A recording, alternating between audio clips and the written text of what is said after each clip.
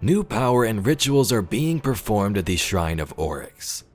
This location was super important in past Destiny lore, but do the events of Heresy have any significance when it comes to the shrine? It was once used to contact Oryx. Is it now contacting someone else? Let's talk about the Shrine of Oryx and its backstory.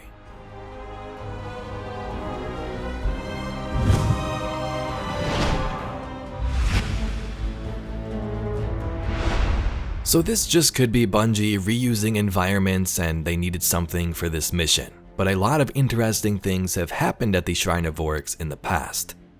So why not recap the story here and see if we can find any connections. Our first visit to the depths of the moon brought us to the Shrine of Oryx in a mission with the same name in Destiny 1.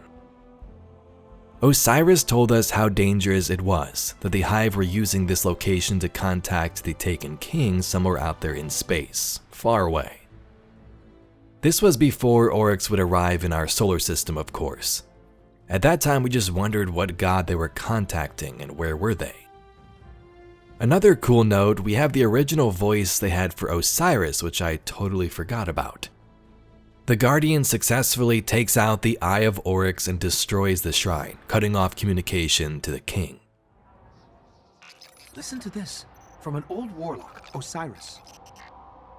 Every end crawls from the same pit, rising from the schism to swallow matter, light, and life.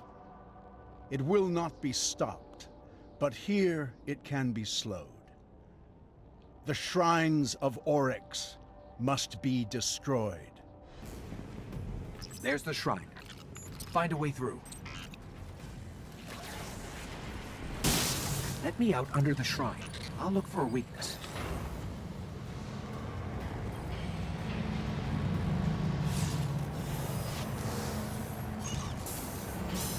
It's tethered to a power far beyond the edge of this system. If I just find a way to break the link. Let's just hope we don't get sucked into some trans-dimensional vortex.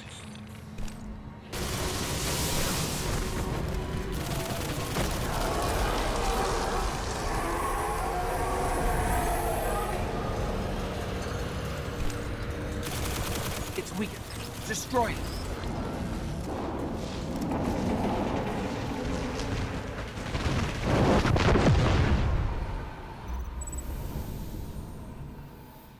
We severed their connection. The shrine, it was communing with something out there. Their god or king. Well, not anymore. Whatever it is, it's still out there. A cool side note, there's a ghost scannable in Destiny 1 that tells you where this message from the Shrine of Oryx was directed to. Turns out it actually went to the Court of Oryx. This is where Oryx was receiving these messages and communicating across space. Ishtar Collective had this video clip.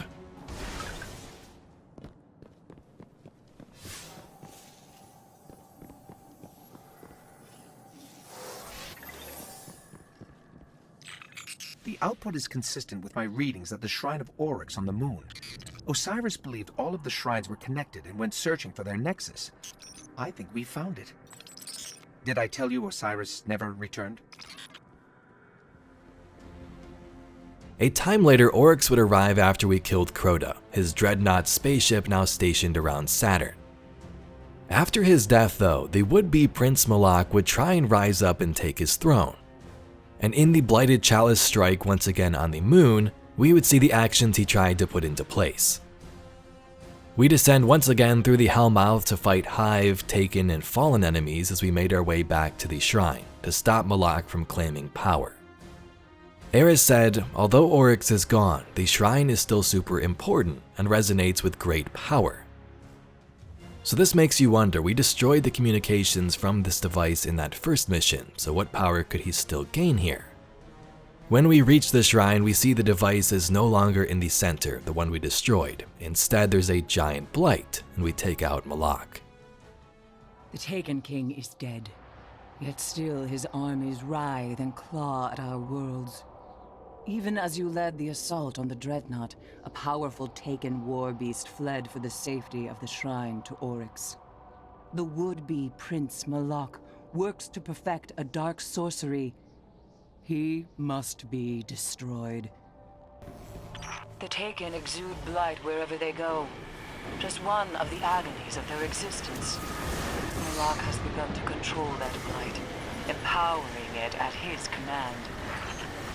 Oryx may be gone, but the sympathetic vibrations of his shrine still resonate across the cosmos. There is power here. Great power. The beast is close. I can sense the blight that drips and seethes within. How can she see this stuff? With that whole blindfold thing.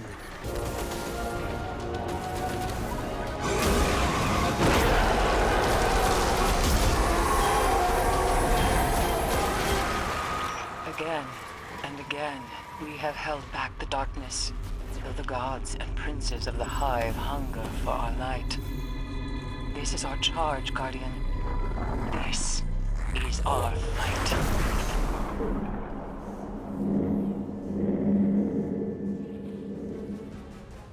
The Nightmare of Fikrul was also found here in Shadowkeep.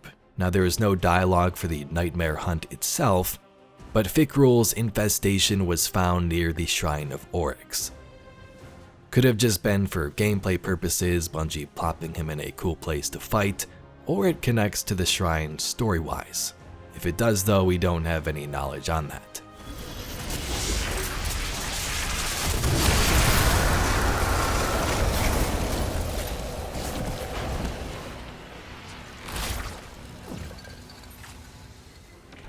In Season of the Hunt, Osiris lost his ghost Sagira, and Xivu Arath's High Celebrant was found on the moon near the shrine.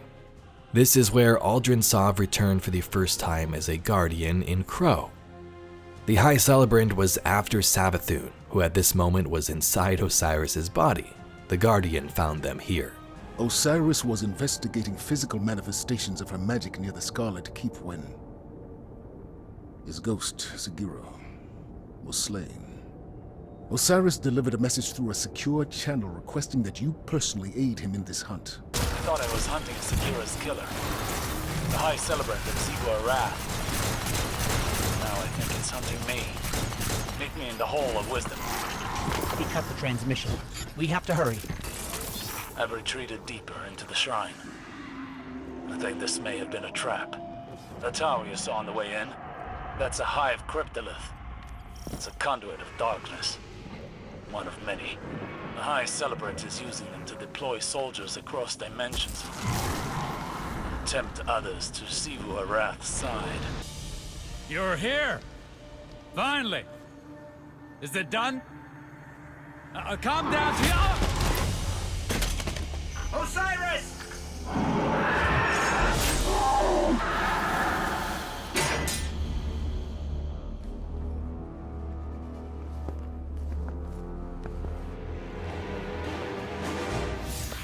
We warned you it was going to be dangerous down here, especially for the ghostless. I'm glad to see we're all okay, though. I'm Glent, by the way. It's a pleasure to meet you all. Go on. Introduce yourself. They call me the Crow. My boss wants to see you. Impossible.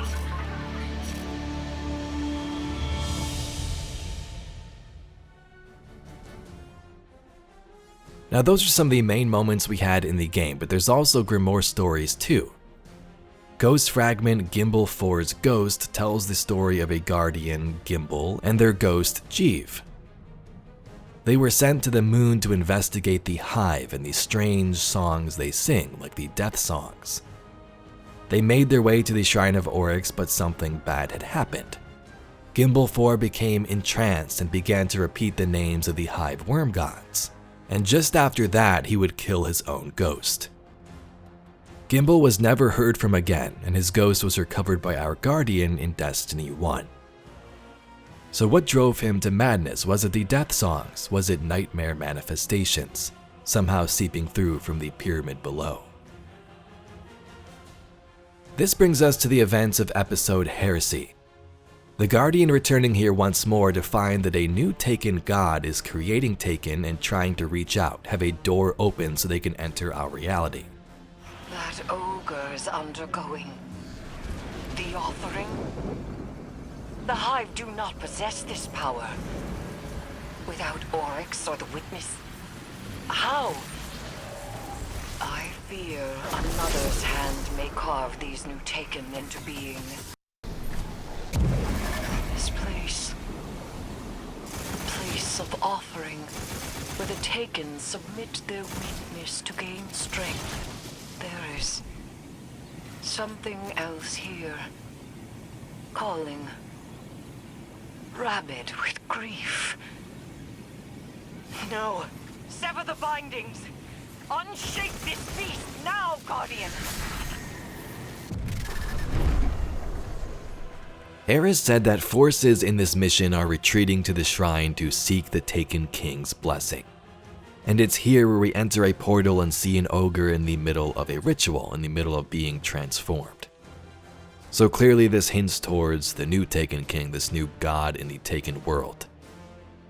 We speculated in previous videos, is it the 9? I've seen some people mention Toland.